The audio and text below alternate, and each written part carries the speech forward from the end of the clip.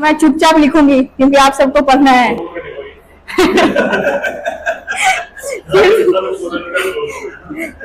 फिर तो ये हो गई, चीटिंग करवाने वाली बात हो गई।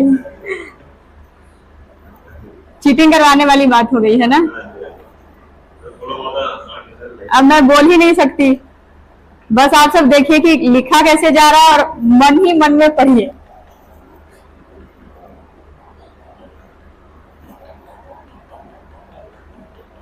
पढ़ना आसान होता है, पढ़ने की कोशिश कीजिए।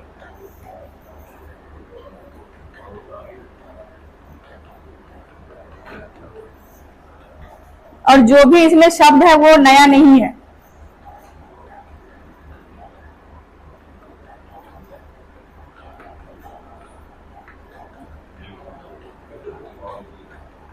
और साथ साथ लिखावट पे भी ध्यान दीजिएगा।